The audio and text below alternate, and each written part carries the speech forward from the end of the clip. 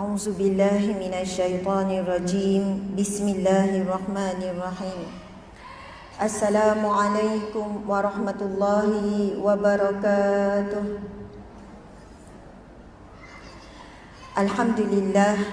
Alhamdulillahi rabbil alamin. Hamdan lillah, salatan wa salaman ala rasulillah. Sayyidina wa maulana wa habibina wa syafi'ina Muhammad ibni Abdillah wa ala alihi wa ashabihi awliyaillah. Alhamdulillah, segala puji bagi Allah. Allah ya Rahman, ya Rahim, ya Wadud, yang maha pengasih, maha penyayang, yang maha mencintai. Allah menyayangi dan mengasihi serta mencintai kita tanpa syarat, tanpa batas. Dan berkumpulnya kita pada pagi yang barakah di rumahnya yang mulia ini, di bulan yang paling mulia. Bahkan kita sedang berada di salah satu taman syurga Allah Subhanahu wa taala, iaitu majalisil ilmu, majalisil ilmi, majlis-majlis ilmu, majlis-majlis zikir, sebab anak-anak kita ada tadarus dan sebagainya. Ini salah satu tanda Allah apabila mencintai hamba-hambanya. Subhanallah. Pada saat ini Allah Subhanahu wa taala sedang memuliakan kita. Sedang memuliakan kita di antara hamba-hambanya. Sebagaimana hadis Nabi sallallahu alaihi wasallam. May yuridillahu bihi khairan yufaqihu fid-din. Barang siapa yang Allah ingin berikan kebaikan, Allah ingin berikan dia kemuliaan, khairan di sini, kebaikan di dunia dan juga kebaikan di akhirat, yakni syurga Allah Subhanahu wa taala. Yufaqihu fid-din, Allah beri dia faham tentang agama. Faham ad-din ni juga membawa maksud faham tentang cara hidup dia, tentang tujuan dia hidup dan tujuan dia mati dan bagaimana dia nak dibangkitkan. Dan ia adalah umum, tetapi kesimpulannya antara ciri-ciri orang yang disayangi oleh Allah, orang yang Allah ingin memuliakan, apabila Allah memudahkan jalan-jalan menuju ke majlis ilmu. Subhanallah, alhamdulillah. Hadis Nabi sallallahu alaihi wasallam, Nabi bersabda, "Man salaka tariqan yaltamisu fihi ilman, sahalallahu lahu tariqan ilal jannah." Ibu-ibu, bapa-bapa, anak-anak, ustazah semua kat tangan anak-anak. Masya Allah, anak-anak syurga kan, anak-anak yang bersih, masih lagi kekal dalam fitrah, tak ada suci, tak ada dosa apa-apa anak kita ni. Masya Allah. Perhatikan hadis yang ustazah baca tadi, dia bawa maksud barang siapa yang menempuh satu perjalanan menuju ke majlis ilmu ataupun majlis zikir ataupun majlis tadarus yang anak-anak setiap pagi bulan Ramadan hampir 2 minggu ni kan, dan saya difahamkan anak-anak kita akan khatam hari ini. Masya Allah. Ibu-ibu, ayah-ayah dah khatam belum? Wan-wan, nenek-nenek, Masya Allah, subhanallah. Anak-anak kita gigih setiap pagi. Ustazah ucap tahniah sangat pada kamu, sebab kamu akhirnya dapat capai target setengah Ramadan. Kamu dah hampir setengah Ramadan kamu khatam. Tahniah kepada semua fesi, tahniah kepada semua ustazah, tahniah kepada pihak masjid yang buat inisiatif yang sangat bagus. Kalau tak ada inisiatif ni, ibu-ibu kita mungkin tak mampu nak pastikan anak kita baca Al-Quran konsisten setiap pagi. Masya Allah, alhamdulillah. Jadi antaranya Nabi sebut, barang siapa yang menempuh satu perjalanan menuju ke majlis ilmu, majlis zikir ataupun ke rumah Allah, sahalallahu lahu, Allah akan permudahkan baginya tariqan ilal jannah, jalan-jalan menuju ke syurga Allah Subhanahu wa taala. Jadi pagi ini ibu-ibu, ayah-ayah sekalian, perjalanan kita nampak seperti biasa sahaja. Tapi di sisi Allah, di sisi para malaikat Allah, ia luar biasa. Sebab kita sedang menempuh jalan menuju ke syurga Allah Subhanahu wa taala. Alhamdulillah, Allah ya jami', yang mahal mengumpulkan. Allah lah yang kumpulkan kita pada saat ini. Mudah-mudahan sebagaimana Allah memilih kita, Allah kumpulkan kita di sini pada saat ini, Allah juga akan mengumpulkan kita kembali sebagai sebuah keluarga yang besar. Tidak tercicir seorang pun, tidak ada seorang pun yang terpisah dengan jurang api neraka Allah Subhanahu wa taala. Insya-Allah kita semua, ibu bapa kita, anak-anak kita, adik-beradik, saudara mara, sahabat-sahabat umat Islam, mudah-mudahan Allah memilih kita untuk dikumpulkan kembali di syurga Allah Subhanahu wa taala tanpa dihisab, tanpa diazab. Allahumma.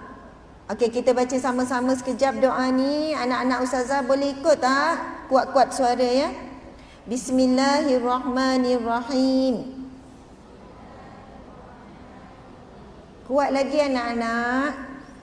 Allahumma adkhilna fil jannah bighairi hisab bighairi azab. Ya Allah, masukkanlah kami ke dalam syurga-Mu ya Allah, tanpa dihisab, tanpa diazab. Amin ya rabbal alamin. Subhanallah, alhamdulillah, Allahu akbar. Dalam bulan Ramadan, waktunya, kita tahu waktunya mustajab doa. Nabi SAW bersabda, 3 golongan yang tidak ditolak doanya. Yang pertama, pemimpin yang adil. Yang kedua, orang yang berpuasa daripada mula dia bersahur, berpuasa sampailah waktu dia berbuka. Kemudian yang ketiga, orang yang dizalimi ataupun dianiaya. Jadi kita sedang berada di setiap detik yang mana doanya makbul, ibu-ibu, bapa-bapa sekalian. Tadi kita minta satu permintaan yang sangat tinggi, antara setinggi-tinggi permintaan.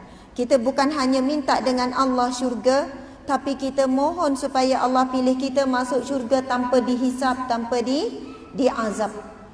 Walaupun apabila kita mendengar hadis Nabi SAW tentang ciri-ciri orang yang masuk syurga tanpa dihisab, tanpa diazab, lalu kita rasa tak mampu, kita rasa tak layak, kita rasa mustahil untuk kita berada dalam kelompok tersebut. Nabi sebut dalam satu hadisnya, di kalangan umatku 70,000 orang yang akan masuk syurga tanpa dihisab, tanpa diazab. Ibu-ibu, bapa-bapa sekalian, tempoh hisab yang paling pendek adalah 50,000 tahun di akhirat kelak. Paling pendek 50,000 tahun.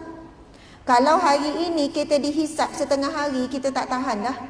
Suami duduk depan, saya nak hisab awak ni, nak muhasabah awak ni. Start daripada kita kahwin, daripada tahun pertama, sekarang dah 15 tahun. Mungkin baru je sebut pertama kita dah melenting.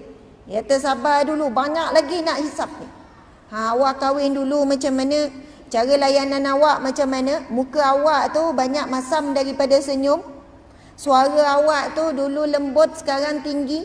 Pakaian awak pula, awak dengan adik-beradik saya, awak dengan adik-beradik awak pergi shopping macam ni. Oi, manusia takkan mampu nak hisap. Subhanallah. Lepas tu anak-anak pula datang hisap kita. Mak nak tegur 10 perkara. Mak tegur jangan minum berdiri, tapi mak minum berdiri. Bila kamu nampak ada intai, tapi bila orang datang mak terus duduk. Mak kata jangan suara tinggi, tapi mak cakap tinggi suara. Mak kata jangan marah-marah, jangan bergaduh. Mak asyik bergaduh dengan ayah. Contohlah. Maksudnya, kawan pula datang hisap.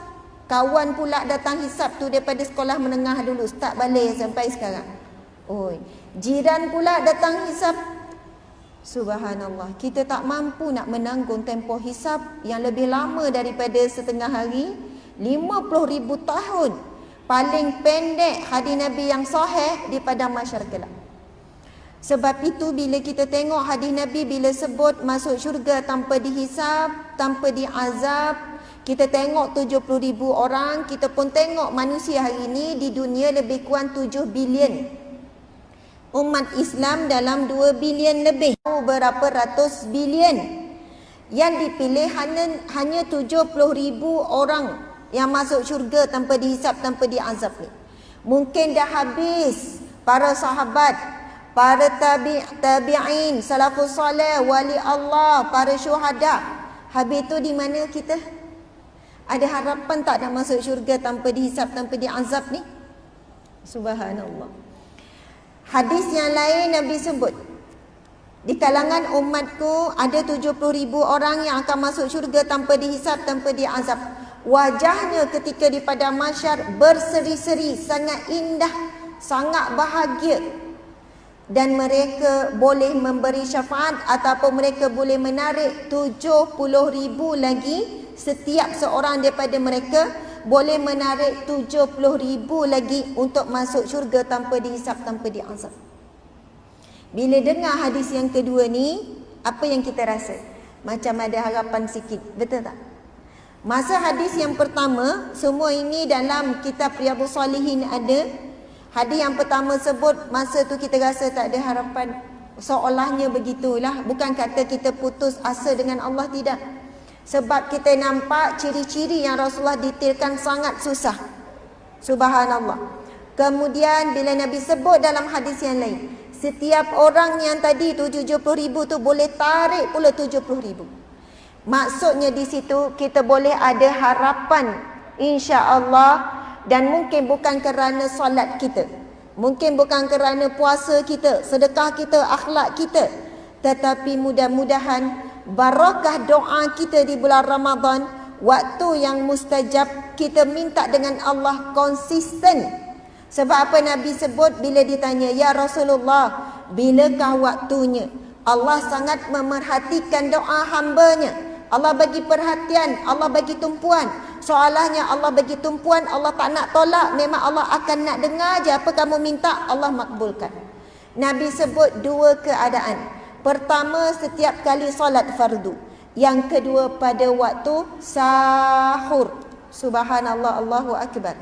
Jadi kalau tak ingat bahasa Arab, kita boleh saja sebut dalam bahasa Melayu kan? Ya Allah, kurniakanlah kami sekeluarga. Kurnialah kami semuanya, niat ibu bapa, adik-beradik semua berkumpul kembali di syurga-Mu tanpa dihisap, tanpa diazab. Mudah-mudahan Allah makbulkan. Siapa yang beruntung? Kitalah. Kitalah yang beruntung, bukan kerana amal soleh kita, sebab maksiat kita begitu banyak, tetapi kerana barakah bulan Ramadan, barakah waktu-waktu yang mustajab, waktu-waktu yang makbul doanya. Lalu Allah terima, Allah catat nama kita, ahli keluarga kita, hasil daripada doa kita, ibu-ibu, ayah-ayah sekalian. Subhanallah, alhamdulillah. Jadi tajuk kita pada hari ini diberikan kepada saya, iaitu bicara ke ibu bapaan, ibu ayah nak pimpin ke syurga. Ibu ayah nak pimpin ke syurga. Subhanallah. Ada ayah-ayah berada di sebelah kiri kita, ibu-ibu kebanyakannya yang hadir, dan anak-anak ada di belakang. Masya Allah, kita sedang berada di sebaik-baik tempat di atas muka bumi Allah, iaitu di rumah Allah Subhanahu Wa Taala.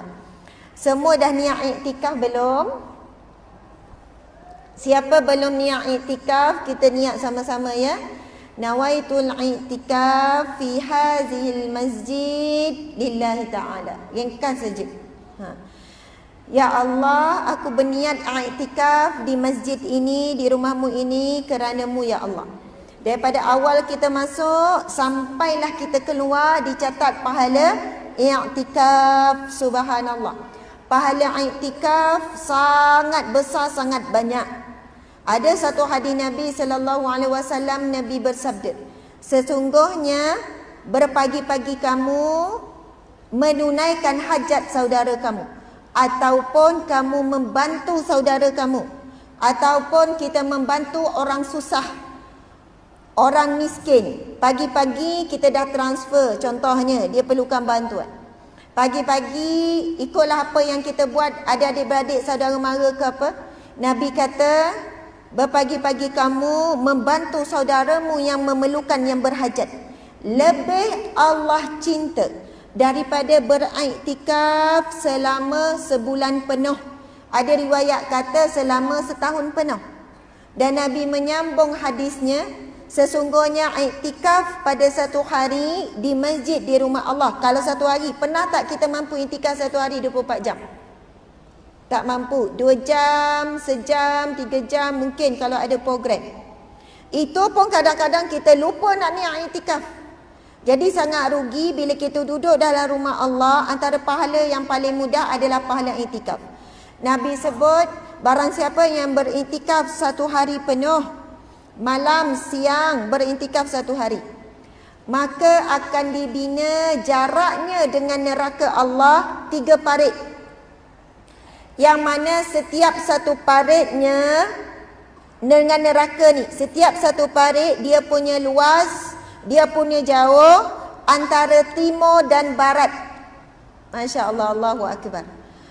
2 hari, 3 hari, subhanallah, makin jauh jaraknya daripada neraka. Subhanallah, mudah-mudahan boleh masuk syurga Allah Subhanahu Wa Taala, melintasi titian sirat tanpa tergelincir jatuh ke dalam neraka Allah Subhanahu Wa Taala. Namun di awal tadi Nabi mula dengan apa? Kalaulah kamu membantu orang yang susah, kamu meringankan beban orang yang susah, menunaikan hajat saudara kamu, lebih besar ganjarannya. Sebab itu bulan Ramadan, kalau boleh setiap hari jangan berlalu di bulan Ramadan, kita mesti cari orang yang susah, orang yang memerlukan, adik-beradik yang berhajat. Kita tahu ada sepupu-sepupu sebagainya, mak saudara, tok saudara, 2 pupu, 3 kupu, kupu-kupu dan sebagainya lah kan. Sebab apa? Dalam satu hadis Nabi SAW, Nabi sebut, sesungguhnya Allah tidak memandang sedekah, pemberian, infak. Orang yang memberi kepada yang jauh mengabaikan yang dekat. Dan Allah akan memalingkan wajahnya di akhirat kelak. Subhanallah. Hadis yang sahih boleh cari dalam kitab Al-Kabair, bab dosa-dosa yang besar. Dia masuk dalam bab memutuskan silaturahim. Pergi jauh ni, Syria hari-hari pergi, Palestin beri, masjid tu beri, madrasah tu beri, tahfiz tu beri. Tapi isteri susah, mak mertua susah, adik-beradik ipar ada yang susah, adik-beradik sendiri ada yang susah, sepupu sepapat ada yang susah. Sebab apa? Adik-beradik susah sikit nak tolong. Sebab ada kenangan, dulu masa aku susah dia tak nak tolong. Sepupu tu aku tahu susah, tapi mak dia menyakiti keluarga kami daripada kecil. Dulu dia senang. Bila saudara mara, ahli keluarga qarabah, kita ada sejarah, kita ada halangan, kita ada ujian nak tolong. Sebab itu kadang-kadang orang lebih selesa membantu orang yang tak dikenali, orang yang jauh, yang tak ada kenangan, yang tak ada ni. Tapi kita bimbang ibu-ibu, ayah-ayah sekalian, sedekah yang kita buat hari ini Allah tak terima, disebabkan kita tidak memberi kepada ahli keluarga yang terdekat. Seorang isteri, suami susah, paling afdal tolong suami. Suami ada hutang, bang saya bantu awak bayar hutang. Kalau awak mampu besok awak bayar balik, tak mampu sedekah, subhanallah. Bang gaji awak kecil, tak apa, anak-anak belanja, beli baju raya mak ayah kita, tak apa saya. Sebab apa? Seorang wanita bila dia keluarkan belanja untuk qarabah ahli keluarganya, Rasulullah sebut bagi kamu 2 sedekah. Sedekatun qarabah, sedekatun jariyah. Tak putus pahalanya sampai pada mahsyar kelak, sampai kiamat. Kemudian dia dapat pahala qarabah. Kalau suami bagi pada anak, bagi isteri, itu nafkah, itu kewajipan. Tapi baginya juga satu sedekah. Tapi wanita lebih banyak. Masya Allah, Allahu Akbar. Jadi para ibu, para jemaah sekalian, itu di antara mukadimah lah tu kan. Sikit sebanyak kita mula. Mukadimah pun dekat setengah jam. Saya tahu pukul 10 kena berhenti. Pertama sebab ada majlis khatam Al-Quran. Yang kedua, saya kena ke puncak alam Shah Alam. Saya tengok tadi perjalanan dalam sejam suku. Sana pukul 11.30. Jadi insya-Allah sama-sama kita menghargai. Tajuk kita hari ini, ibu ayah bawa anak ke syurga. Sini ada ibu, sini ada ayah, sini ada anak-anak. Kita semua nak masuk syurga Allah berjemaah. Tak nak tercicir walaupun seorang. Bila kita rujuk hadis Nabi SAW, beberapa hadis Nabi yang sahih, ibu bapa boleh heret anak masuk syurga. Syurga boleh, anak-anak boleh pimpin ibu bapa masuk syurga. Sebab itu bila kita hidup di dunia, kita mesti ada keluarga. Tak ada siapa yang tak ada keluarga. Mungkin sebatang kara, mungkin ada yang sebatang kara. Mak ayah meninggal, adik-beradik pun tak ada, dibuang keluarga. Allahu Akbar. Tetapi dia tetap ada keluarga, betul atau tidak? Dia tetap pernah ada ibu yang melahirkannya. Sebab itu tak ada manusia sebenarnya yang istilah betul-betul sebatang kara.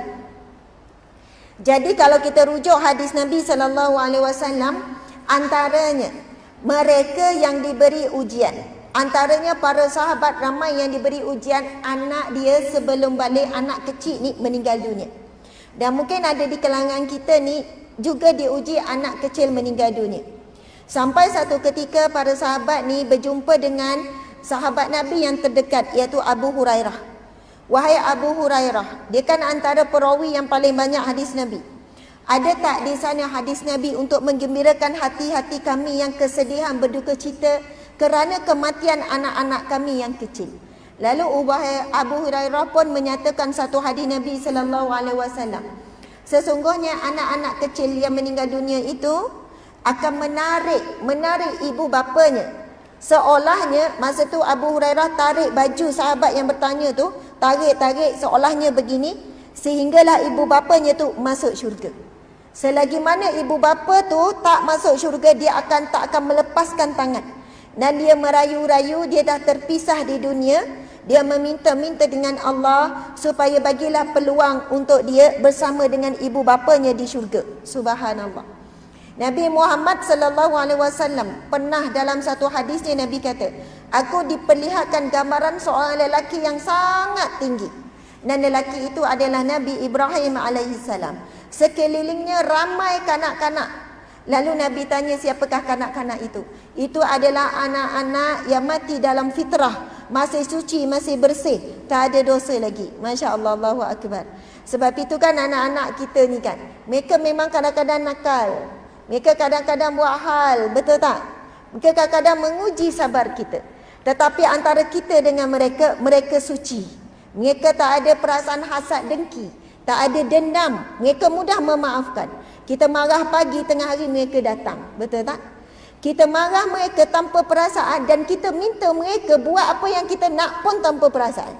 Dah marah-marah, mereka buat muka, kita tegur. Tarik muka, main sini buat kerja ni. Tak ada perasaan kadang-kadang kita layan anak syurga kita, subhanallah. Sebab itu ibu-ibu sekalian, kalau kita ada anak, kita ada cucu yang belum balik, anak-anak ini antara tiket kita ke syurga Allah. Doa mereka makbul. Antara amalan yang kita kena buat ibu-ibu ayah-ayah sekalian, berkumpul di bulan Ramadan kan, kemudian setiap anak kita minta doa. Lepas solat, subhanallah, kena jadikan rutin. Lepas solat duduk sama-sama kan, ada 4 tahun, ada 7 tahun, ada darjah berapa, duduk sama. Umi nak minta doa, boleh? Boleh Umi nak doa apa? Cakap je. Ayat tu kan, macam confirm makbul je. Umi nak apa? Doakan Umi mati husnul khatimah, mati baik. Doakan kita semua berkumpul di syurga. Doakan Umi murah rezeki. Umi nak beli kereta ni, nenek-nenek. Rahsia lah, contoh kan. Doakan sekian-sekian, subhanallah. Masa saya sambung belajar dulu, masa sambung MA lah, masa tu mencabar sangat sambil bekerja, mengandung, keguguran, mengandung lagi. Macam itulah orang belajar sambil kerja kan. Lepas tu saya sangat mengharapkan doa anak-anak kecil. Setiap kali lepas solat ataupun ni anak-anak kumpul, tolong doakan Umi supaya Umi berjaya belajar sampai habis. Dia orang doa konsisten, doa tu sampailah habis, Masya Allah. Dan saya rasa memang kekuatannya adalah doa anak-anak tu. Sebab doa kita tahu, kita ni ada benda lain dalam kepala. Habis belajar, gambaran lain. Ada penyakit-penyakit hati yang disertakan. Kan? Habis belajar ada target dunia. Habis belajar, seronok sebab apa gini-gini. Tapi anak kecil, hati mereka ni bersih, mereka tak ada ni. Hati mereka doa direct dengan Allah, minta tu memang dengan Allah Subhanahu Wa Taala. Allahu Akbar. Ibu-ibu, ayah-ayah sekalian, kalaulah kita berada satu darjat yang tinggi dalam syurga Allah, seorang isteri, adik Nabi ya, seorang isteri kalaulah dia ada darjat yang tinggi dalam syurga, dia boleh menarik ahli keluarganya untuk berada di darjat yang sama. boleh tarik suami, boleh tarik anak-anak, boleh tarik ibu bapa. Subhanallah. Seorang suami pun sama, seorang anak pun sama. Sebab itu ada ibu bapa kan, dia didik betul-betul anak dia. Tapi kena mula didik kita dululah. Nak didik, tapi kalau ibu bapa ni, mak akan hantar kamu sekolah tahfiz terbaik. Esok kamu akan kalungkan mak ayah dengan apa ni? Mahkota di syurga kan. Mak akan hantar ni. Mak ayah tak ngaji Quran. Mak ayah malas. Mak ayah cuma nak tumpang anak je. Wallahu a'lam bagaimana di sisi Allah kedudukan ibu bapa yang seperti ini. Jadi ia mesti bermula daripada kita sendiri. Kalaupun kita tak mampu nak hafal Al-Quran, ibu-ibu mampu tak hafal Al-Quran? Dah hafal belum surah Al-Mulk? Dah ingat belum surah Yasin? Dah ingat belum surah Al-Kahfi? Hafal tak juzuk 30? Surah Ar-Rahman? Masya Allah. Saya tanya orang, tolong jangan tanya saya. Subhanallah, ibu-ibu hafal Al-Quran ni mujahadahnya sangat tinggi. Saya sekolah tahfiz Darul Ulum kan, Masya Allah. Tahfiz Darul Ulum tu saya hanya terlibat sebagai membantu cari dana dan dari sudut maksudnya peringkat atas lah. Tapi saya tengok anak-anak ni, kalau sekolah menengah, tahfiz Darul Ulum ni ada lebih kurang pelajar dia hampir 1,000 juga, ada 6 cawangan. Kalau sekolah rendah ada juga asrama, lepas tu ada juga IPSan. Saya tengok budak-budak ni, pelajar-pelajar tu tak sekolah menengah, bila pergi dekat, isu utama anak-anak kita ni sampai satu ketika akan ada rasa apa? Jemu. Bukan dia orang jemu dengan Al-Quran. Saya nak tanya ibu, boleh tak baca Al-Quran direct 3 jam? Boleh tak? Rasa macam mana? Kalau baca Al-Quran tak payah 3 jam, 3 minit. Bismillahirrahmanirrahim. Lepas subuh tengok. Dah tak nampak dah bagaimana. Ya Allah, tadi bagaimana? Ulang balik daripada atas. Baru 3 minit dah mari ngantuk. Nak habis muka surat satu lagi, nak habis satu lagi. Ya Allah, mujahadah sungguh. Jadual mereka hafal Al-Quran satu pagi tu, target berapa, mereka kena hafal sekian-sekian. Manusia biasa mesti akan datang satu rasa jemu, berlawan dengan ini, nak rehat, fikir kawan-kawan seronok dekat sekolah lain, kawan-kawan pergi jalan, kawan-kawan main, dia dengan kejap Al-Quran, Al-Quran, subhanallah. Kadang-kadang tu dia orang 3 jam dapat satu muka surat je. Kita tanya kenapa, tak tahu Ustazah, memang tak boleh. Mujahadah sungguh. Mereka yang nak hafal, yang nak baca Al-Quran, nak tanam rasa cinta, kadang mereka memberontak dipaksa oleh mak ayah. Sebab apa? Kena ngadap Al-Quran, kena hafal Al-Quran. Kalaulah kita duk paksa anak, kenapa orang lain boleh 2 muka surat, 3 muka surat sehari, kenapa kamu setengah muka je? Kamu ni masalah ni, penyakit hati ni, banyak karat ni. Marah anak. Cubalah ibu-ibu sekalian, sehari, cuba sebulan, hari-hari nak target jumlah yang sama, 2-3 muka surat, kita pun surrender. Subhanallah. Sebab itu bila anak kita, cucu kita masuk tahfiz, subhanallah, mereka ini perlu disantuni. Ibu bapa kena kuat berdoa. Anak ini perlu diberi motivasi. Walaupun baru setengah muka surat, subhanallah, bagusnya, Masya Allah. Bukannya dimarah-dimarah, kita tak berada di tempat mereka. Tapi kita tahu darjat orang yang hafal Al-Quran, darjat orang yang bersahabat dengan Al-Quran, dia ada darjat yang sangat tinggi. Ini antara golongan yang pertama masuk syurga Allah. Ini berlaku pada zaman Rasulullah sallallahu alaihi wasallam. Saya lupa perang apa. Ada satu perang ketika itu, antara peperangan yang menghadapi kematian ramai sahabat-sahabat Nabi yang terkemuka. Ramai umat Islam mati dalam perang tersebut.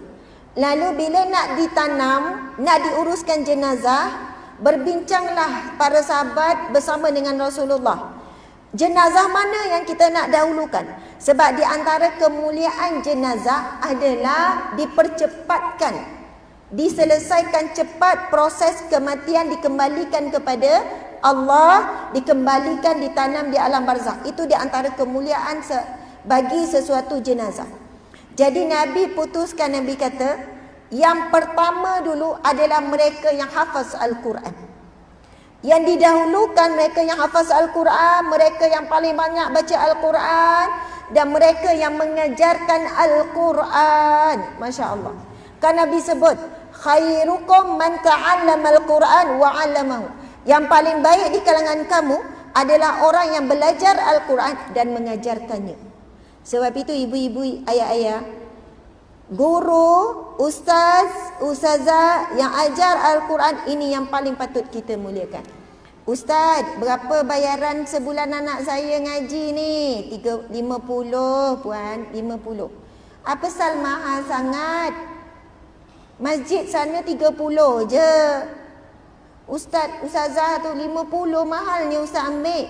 Pelajar ustaz saya tengok dalam 50 orang. 5 kali 5, 1,500 sebulan ustaz. Tolong kira pula. Tolong kira. Ya Allah ustaz, ni satu tempat. Kalau dia ngajar hari-hari pelajar lain-lain, oi kaya ustaz ngajar Quran je. Terus dituduh penjual agama. Betul tak? Saya baca kisah Imam Syafi'i ya, ayah Imam Syafi'i ya. Subhanallah. Bila seorang guru Al-Quran, ustaz ajar Al-Quran pada Imam Syafi'i, baca Al-Fatihah fushah, dengan makhraj yang betul. Selesai dia Al-Fatihah dengan betul. Ayah Imam Syafi'i upah berapa ratus dirham macam itulah. Sampai guru ni kata, ya Allah, dulu kata kenapa banyak sangat? Sekiranya aku ada lebih daripada ni, nescaya aku beri semuanya. Sebab kamu beri ilmu dunia akhirat. Bukan ilmu dunia saja. Kalaulah ustaz tu kata RM50, tak apa ustaz, saya bagi 100. Saya bagi 80. Ustaz ni, anak kita, cucu kita, dia paling bagi perhatian. Mungkin akan lama sikit. Sebab apa? Kita kadang minta ustaz-ustazah ni mengajar biarlah ikhlas. Nak suruh ikhlas, beri lebih. Mesti dia ikhlas. Bukan sebab duit, sebab bahagianya kita. Kita kena mula dengan kita menghargai mereka. Mereka akan menghargai kita. Kita tak boleh letak. Sebab itu pernah ditanya Imam Nawawi ataupun Imam Syafi'i tentang upah orang yang mengajarkan agama. Para ulama kata, upah yang paling mahal yang perlu kamu beri adalah mereka yang mengajarkan agama Allah. Tapi hari ni apa yang dikata? Kalau saya nak cerita pengalaman saya satu ya. Saya contoh dijemput ceramah. Digandingkan saya dengan seorang artis. Kebetulan ada mereka tersilap yang menyebabkan saya tahu berapa bayaran artis tu. Kita adalah jumlah yang lepaslah minyak, lepas ratul. Artis tu mungkin 20 kali ganda, ribu-ribu. Lepas tu saya tanya pula, malam tadi ada jemput artis juga ya, program tu karnival lah. Saya tanya, malam tadi artis tu dia sampaikan apa? 2 lagu ustazah.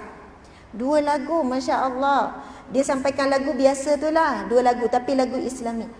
Saja je saya tanya, berapa 2 lagu tu? 2 lagu lebih kurang dalam 15 minit, 20 minit, 10,000.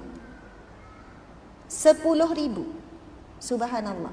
Agak-agak apa sumbangan? Dia kata ramai orang datang ustazah, pelajar-pelajar student ramai penuh. Diorang ni. Masya Allah, subhanallah. Nak cakap hakikat hari ini, mereka yang berada pada industri yang merosakkan anak muda kita. Bukan saya kata semua artis merosakkan dia, tapi nilai yang sangat jauh masyarakat kita letak. Sebab itu, kalau kita nak anak kita mulia dengan Al-Quran, tolong muliakan guru-guru Al-Quran. Ni kita ada fesi-fesi ni kan yang ajar ni, tadarus ni, subhanallah. Kita mungkin ibu bapa kata pihak masjid dah bayar.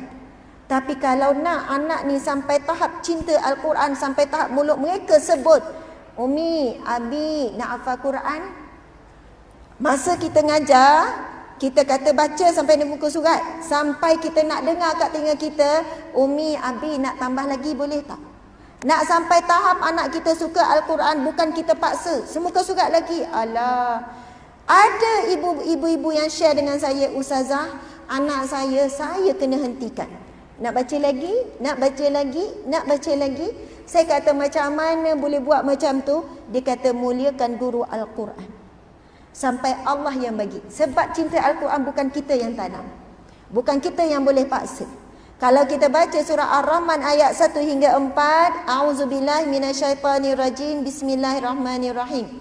Ar-Rahman. Allah yang maha pemurah, maha pengasih, maha penyayang. Ar-Rahman. Subhanallah. Allamal Quran, yang mengajarkan Al-Quran. Yang pilih jadi ahli Al-Quran, yang jadi pilih ahli kalamullah adalah Allah. Sampai kita sayang, sampai kita cinta. Dan mungkin sebab apa kita baca Quran mengantuk, mungkin sebab kita kurang akhlak dengan orang yang mulia, iaitu yang Allah muliakan, orang yang mengajarkan Al-Quran. Subhanallah. Allamal Quran, khalaqal insan, allamahul bayan. Ar-Rahman, Allah Ar-Rahman. Allamal Quran, yang mengajarkan Al-Quran. Khalaqal insan, yang menciptakan manusia. Anak kita, Allah ya Khaliq yang ciptakan. Anak kita, kalau Allah nak bagi dia cinta Al-Quran, cinta dunia, semua itu sirna. Maksudnya dia tak terusik dengan game, dia tak terusik dengan hiburan, dia tak terusik dengan ajakan kawan. Dalam hatinya mencintai Al-Quran. Allamahul bayan, yang mengajarkan anak kita al-bayan. Masya Allah. Pernah dengar perkataan bayan? Pernah dengar perkataan bayan linnas?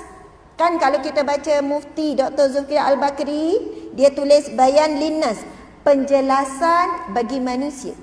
Allamahul bayan, mengajarkan al-bayan ni maksudnya ilmu yang jelas, ilmu yang barakah, ilmu yang detail, yang membawa kepada amalan. Sebab itu antara tip ibu ayah sekalian nak masuk syurga berjemaah, amalkan surah Ar-Rahman ayat 1 hingga 4.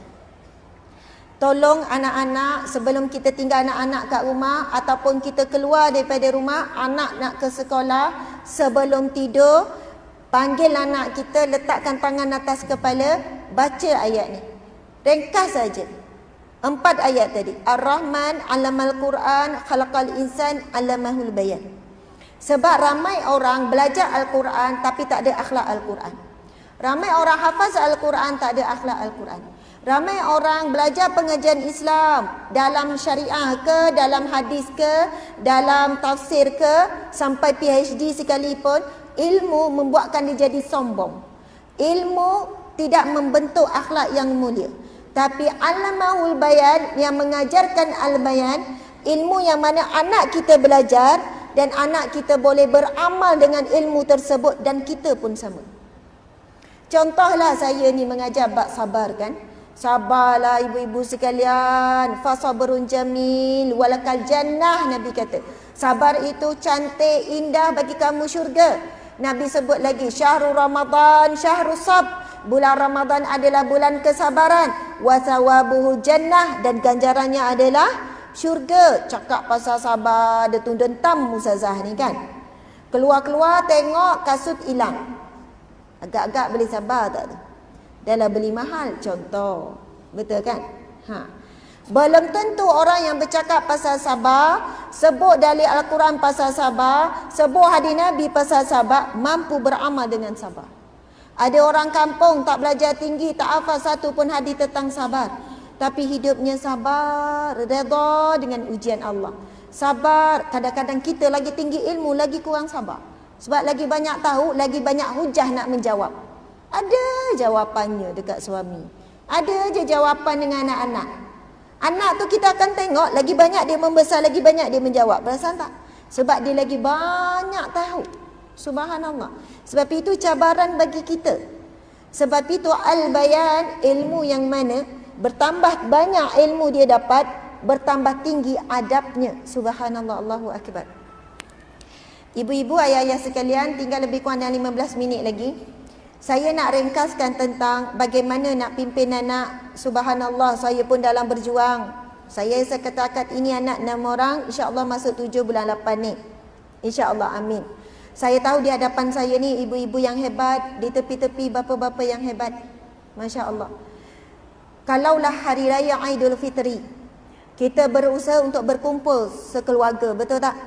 Kita cek adik-beradik dapat tak kumpul, hari apa nak kumpul. Dan nanti bila kita dapat kumpul dengan adik-beradik, ahli keluarga, mungkin dengan kawan-kawan, kita dapat buat macam ni setahun sekali je. Betul kan? Setahun sekali. Kadang-kadang bolehlah sekali-sekala cuti sekolah kalau kebetulan. Tapi raya ni insya-Allah berkumpul. Seronok tak berkumpul? Seronok kan? Dapat berkumpul, gembira, subhanallah. Tapi berkumpul yang paling seronok bila kita masuk syurga, masa itulah kita cari betul-betul. Ada nampak ayah kamu tak? Ada nampak ayah kamu tak? Mana seorang lagi? Mana abang kamu? Mana ni? Mana ni? Kita akan cari. Sebelum masuk syurga kita tak cari. Di padang mahsyar tak cari. Di padang mahsyar Nabi bagi gambaran kan, Al-Quran, Allah bagi gambaran, terputus segala hubungan.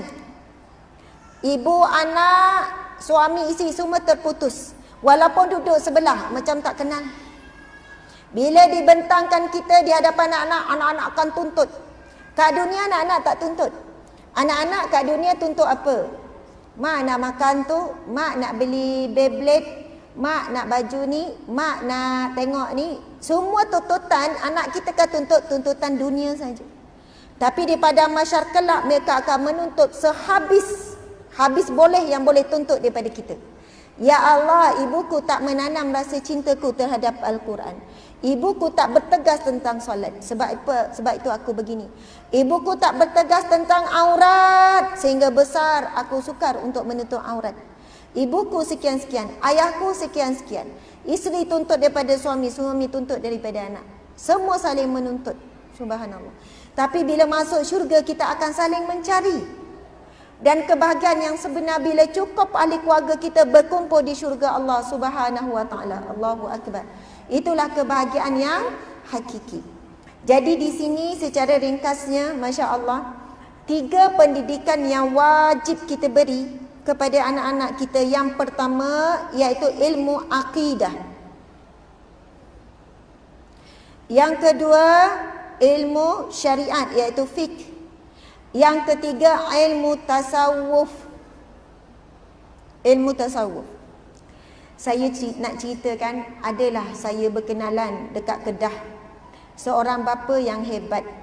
Saya lah sebut dia bapa yang hebat. Saya diberi peluang, saya dengan suami diberi peluang masa tu berhadapan dengan dia. Saya tanya, saya panggil dia Pak Cik. Saya tak ingat panggil Pak Cik macam tu lah. Pak Cik, dia ada bisnes yang besar. Kami berurusan masa tu urusan bisnes, urusan beli ayam. Kedah jauh kan? Jauhnya pergi beli ayam. Ada waktu ketikanya kami berniaga jual ayam, tak nak sebutlah nama ayam tu kan. Tapi sekarang dah tak jual lah. Ramai sangat orang jual ayam. Masa tu sebab apa? Balik daripada kami pernah pergi overseas. Balik dari overseas masa tu 3 tahun yang lepas, susah nak cari ayam yang kami betul-betul yakin jamin halal, lepas tu prosesnya semua. Sewe-sewe pergi sampai Kedah lah kan. Lepas tu pergi tengok kilang dia. Sebab saya kerja bahagian halal, jadi saya tahu macam mana proses di kilang. Ringkas cerita, dia ada bisnes yang besar lah, kilang yang besar. Kemudian yang jadi kerani semua uruskan anak perempuan dia, ini. Saya kata, oh anak ni, oh ni pun anak, oh ni anak. Pakai fudah apa semua. Lepas tu saya tanya anak berapa orang? 10 orang Ustazah, Alhamdulillah. Kebanyakannya hafiz-hafizah, kebanyakannya alimah. Lepas tu kedua, dia pun buka tahfiz, pelajar pun ramai. Lepas tu dia pun sebut anak lelaki ni tahfiz mana. Lepas tu yang ni buka tahfiz ni juga. Lepas tu dia kata, saya sekadar cerita, bukan saya kata saya ikut dia, tapi saya nak cerita ada kelompok kumpulan seperti ini yang sangat berjaya insya-Allah dunia dan akhirat. Lepas tu dia cerita anak dia tak pernah sekolah rendah biasa, sekolah menengah biasa, tak pernah masuk, tapi mak dia guru bahasa Inggeris. Guru sains lah, guru sains, guru akademik. Dia kata subhanallah, anak-anak dia semua mahir dari segi akaun, mahir dari sudut ni. Kalau yang nak buka kilang, maksudnya bab jahit-jahit, dia bagi kursus akaun, ambil je kursus akaun. Kursus-kursus saya hantar anak-anak saya, dia orang mahir ilmu dunia, ilmu alat. Tapi yang pertama, saya akan hantar anak saya sekolah pondok, habiskan berapa kitab, khatam kitab akidah. Sebab dia kata, saya esok akan ditanya oleh Allah, ni bapa yang sangat jelas matlamat pendidikan anak. Allah tak akan tanya semua ilmu-ilmu lain. Allah akan tanya ilmu akidah. Yang kedua, ilmu syariah, ilmu fiqh. Yang ketiga, ilmu tasawuf. 3 ilmu ni saya wajib pastikan anak-anak saya dapat. Dan saya dapat ni mainstream. Maksudnya proses belajar sekolah rendah, sekolah menengah kita, ini kata dia lah ya, tak memenuhi keperluan. Anak saya alhamdulillah ustazah cuba test lah, bahasa Arab lancar. Sebab setahun saya akan hantar sekolah luar negara supaya fasih bahasa Arab. Semua kitab Arab mereka boleh baca. Lepas tu mereka hafaz Al-Quran, mereka akidah, mereka belajar semua mazhab, apa semua fiqh, mereka belajar bab tasawuf, kitab apa, subhanallah. Saya tengok budak tu kan, tenang je, tak fikir sangat. Sebab apa? Dari segi ekonomi mantap, ada kilang tu, ada kilang ni, sebenarnya kata bab rezeki Allah yang bagi. Bukannya betapa tinggi pendidikan apa, boleh hidup anak alhamdulillah semua ada bisnes masing-masing. Masya Allah, dia cuba pastikan begitu. Saya nak bagi tahu sebenarnya 3 ilmu asas tu yang kita akan dipertanggungjawabkan di hadapan Allah kelak. Nabi bersabda, kullu mauludin yuladu alal fitrah. Setiap anak yang dilahirkan suci bersih. Fa abawahu, maka ibu bapanya lah. Jadi ibu bapa kita tak boleh nak salahkan guru. Ustaz, kenapa anak saya tak naik lagi Iqra 3 ni? 1 tahun Iqra 2 je. Ustaz ada anak-anak dia akan ditanya. Ustazah, kenapa anak saya ni tahiyat pun tak ingat lagi? Hari ni kita boleh salahkan orang lain, kita boleh tanya orang lain. Bila mati besok, ibu bapanya lah. Fa abawahu, ibu bapanya lah. An yuhawidani, au yunasirani, au yumajisani. Yang akan mengubah fitrah anak ini suci bersih daripada dosa. Mengikut cara hidup, cara makan, cara berpakaian, cara bercakap, semuanya seperti orang Yahudi, Nasrani ataupun Majusi. Na'udzubillahi min zalik. Jadi agak-agak 3 ilmu tu kita boleh jawab tak di hadapan Allah bila Allah tanya. Kita dah mula rasa risau. Sebab itu awal tadi kita sebut pasal hisab tu kan. Kita menanggung apa dia? Kita menanggung tanggungjawab amanah yang sangat berat sebenarnya. Nak bawa anak-anak ke syurga ni.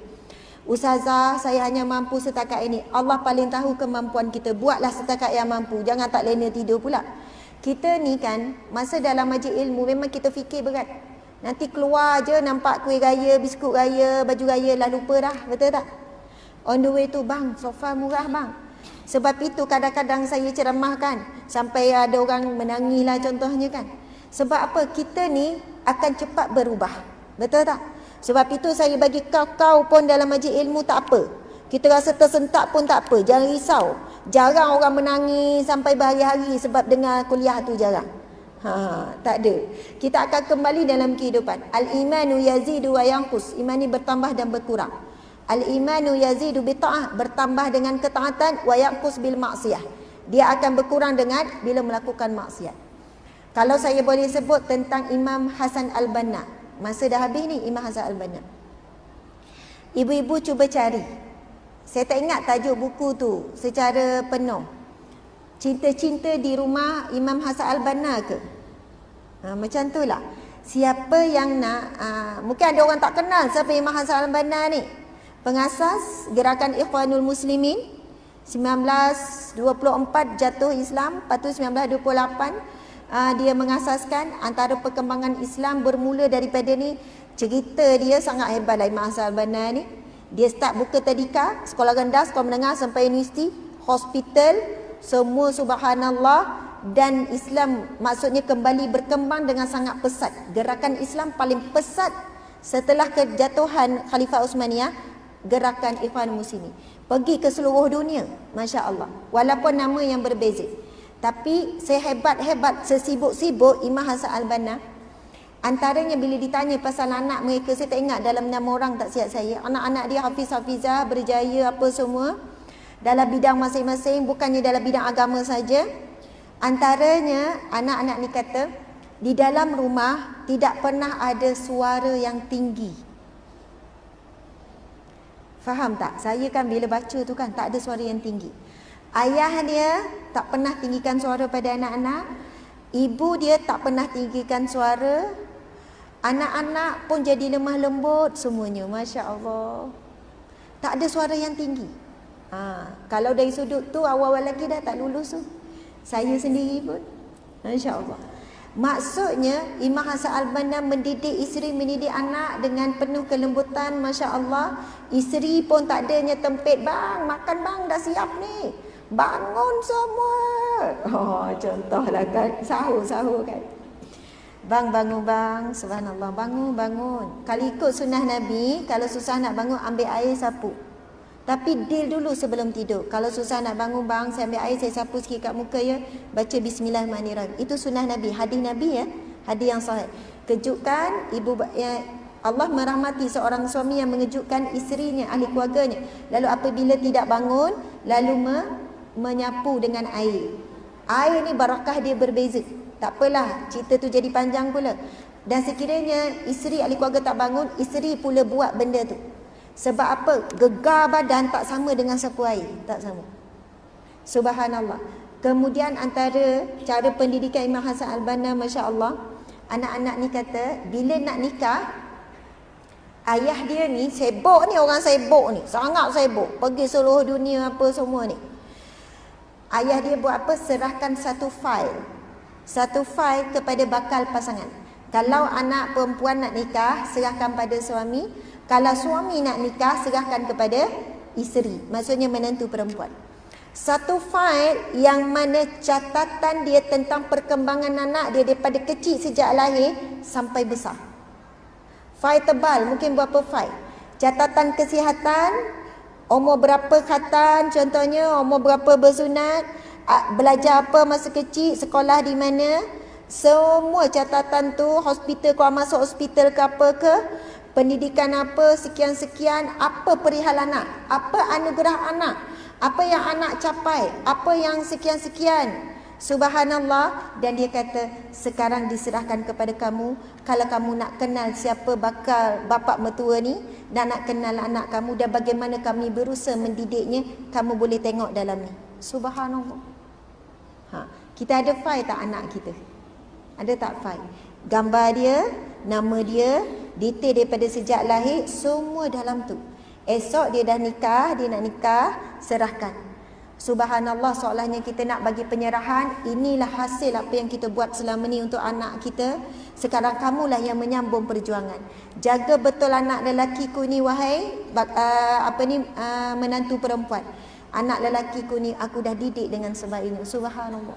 Sebab itu sebenarnya ilmu keibubapaan dia sangatlah luas. Sebenarnya satu ilmu kerja keras yang bukannya kalau kita sambil-sambil je kan, makan, minum, tidur macam tu je. Tapi orang yang serius, dia buat sampai peringkat tu. Pernah satu ketika Imam Hasan Al-Banna kata, wahai isteri dan anak-anakku, barang dalam rumah kita perlu pindahkan semuanya ke markas. Pindahkan semua ke markas. Kalau kita lah suami kita cakap, wahai isteriku, sofa-sofa, barang dapur semua ni kita pindah ke markas. Sebab markas kita baru nak mula, ramai orang nak guna. Gak-gak boleh tak? Semua?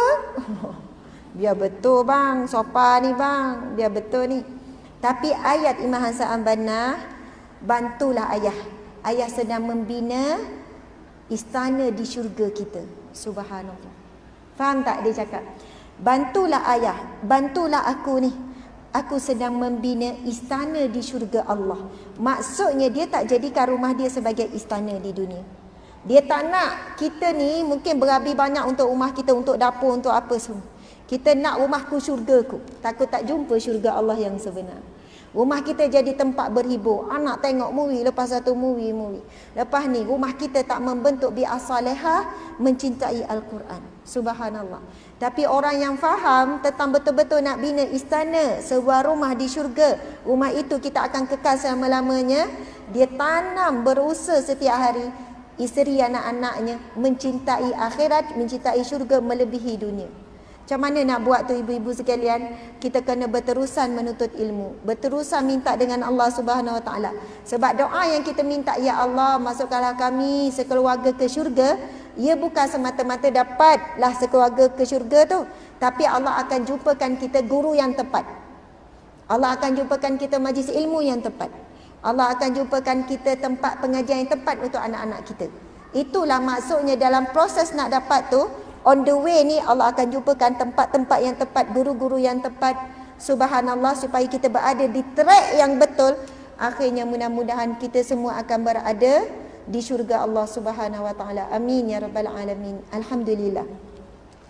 Jadi pada jemaah, para ibu, para ayah sekalian, para anak-anak sekalian, saya harap apa yang disampaikan pada pagi ini menempati permintaan hajat pihak penganjur, iaitu memimpin anak-anak ke syurga, ataupun sebaliknya anak-anak yang memimpin kita ke syurga. Subhanallah. Kalau kita rasa kita tak kuat, kita banyak maksiat dan sebagainya, kita ada peluang bila kita ada anak dan cucu. Ada orang tanya, Ustazah, kami dah kahwin 10 tahun, dah kahwin 15 tahun, tapi kami tak dikurniakan anak. Jadi untunglah mereka yang ada anak, sebab anak itu saham yang sangat besar, betul kan? Tetapi hadis Nabi itu, iza mata bani Adam in qata'u amaluhu illa min salas. Bila mati anak Adam, terputus segala amalan kecuali 3 kan? Pahala tu terputus kecuali 3 ni yang dijamin. Yang pertama, sadaqatun jariyah. Yang kedua, al-ilmu yuntafa'u bih. Yang ketiga, wa waladun salih an yad'ulah. Perasan tak ibu bapa sekalian, 3-3 ni, siapa yang jadi ibu bapa dia dapat 3-3 ni. Sedekahun jariah, pendidikan pada anak-anak, keluar duit kita untuk anak-anak. Padahal kita sebenarnya kita keluarkan sekian dah cukup dah, tapi kita buat lebih lagi. Contohnya, semua itu dikirakan sebagai satu sedekah jariah. Yang kedua, kita bagi dia ilmu yang bermanfaat. Kita ajarkan dia sendiri Al-Quran. Sampai Iqra' 3 contohnya. Dah tak mampu dah nak ajak, baru hantar ustaz. Kenalkan dia dengan huruf Al-Quran sampai dia boleh baca, mesti ibu bapa. Sebab kita nak jadi orang yang paling mulia, iaitu orang yang belajar Al-Quran dan mengajarkannya. Kemudian yang ketiga, iaitu doa anak yang soleh yang berdoakan. Ibu ayah sekalian, setelah kita mati, mungkin anak kita akan berdoa sebulan, mungkin 2 bulan. Agak-agak dah masuk tahun, dia ingat lagi tak kita? Mungkin dia akan ingatlah hujung minggu, mungkin akan ingatlah sebulan sekali. Tapi mau nak ingat sekali lepas solat, ia bukan suatu benda yang mudah. Seorang anak nak ingat ibu bapanya setiap kali lepas solat. Apa yang boleh kita buat ialah tolong latih anak kita berdoa daripada sekarang setiap kali lepas solat. Lepas solat, minta doakan mak ya. Anak-anak ni saya nampak ada warga emas, telefon sekali-sekali. Assalamualaikum nak, ya mak, ada apa? Doakan mak ya. Mak nak minta doa. Mak nak minta doa apa? Macam pelik lah pula mak ni. Biasa anak yang minta doa mak, betul kan? Mak minta doa ya, doa mak makbul. Kenapa?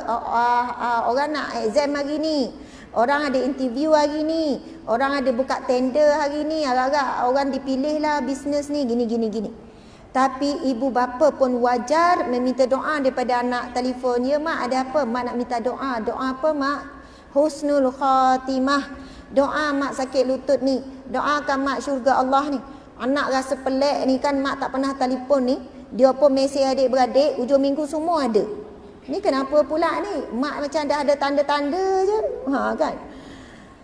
Ya, sebab apa saya belajar benda ni daripada beberapa orang. Dia kata, Ustazah, mak saya dah meninggal berbelas tahun, tapi setiap kali lepas solat saya tak boleh tinggal nama dia. Saya mesti doakan, setiap pagi mesti baca Yasin. Sebab dulu mak selalu ingatkan, doakan mak ayah setiap kali lepas semayang ya. Kalau lama-lama mak akan telefon, doakan mak ayah setiap kali lepas solat ya. Sampai saya tergiang-giang ustazah di telinga saya, mak minta doa. Semua ini latihan pendidikan kita pada anak-anak untuk dapat doa anak yang soleh. Subhanallah. Para ulama kata bukan semestinya anak kandung anak biologi. Kalau siapa yang tak ada anak, sila ambil anak angkat. Kalau tak mampu nak jaga anak angkat, saya sibuk, saya doktor, anak angkat pun saya rasa saya tak boleh jagalah. Carilah mana-mana mungkin anak saudara ataupun anak di rumah anak yatim. Ambil anak angkat, tapi bukan saya yang jaga, tapi saya serahkan juga pendidikan pada rumah ni. Tapi menanggung belanja dia, makan minum pakai dia, sampai dia belajar nanti sampai universiti saya akan tanggung. Maksudnya anak angkat bukan pada mulut ya. Ni anak angkat ni, dia ngaku semua anak angkat dia, tapi tak ada bagi sumbangan dari sudut nafkah. Nak jadi betul anak angkat, kena menyumbang dari sudut nafkah, menanggung hidup dia, menanggung belanja kehidupan dia. Faham ya? Jadi Islam ni agama yang adil. Bukan hanya orang yang ada anak kandung saja yang bertuah untuk dapat 3 tadi tu. Jadi semuanya Allah bagi peluang. Semuanya Nabi Muhammad sallallahu alaihi wasallam bagi harapan kepada semua, insya-Allah. Saya mohon maaf salah dan silap. Terima kasih para ibu, para ayah, para jemaah dan kepada pihak penganjur di atas jemputan yang istimewa ini. Insya-Allah kita sama-sama, saya pun sama-sama, kita mujahadah untuk memimpin diri kita, ahli keluarga kita, anak-anak kita sama-sama masuk syurga Allah Subhanahu wa taala berjemaah tanpa dihisab, tanpa diazab. Amin ya rabbal alamin.